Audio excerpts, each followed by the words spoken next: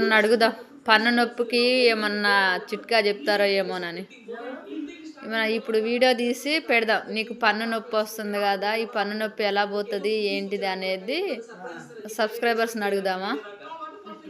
పెట్టానా? నువ్వే అడుగు. ఎందుకు చెప్పరంటవా? సబ్స్క్రైబర్ చెప్తారు నువ్వు అడిగితే. అడుగు అత్తయ్య ఒకసారి.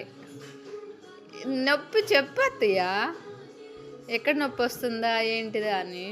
పిప్పన్న అయిందా ఏమన్నా? పన్ను పుచ్చిందా?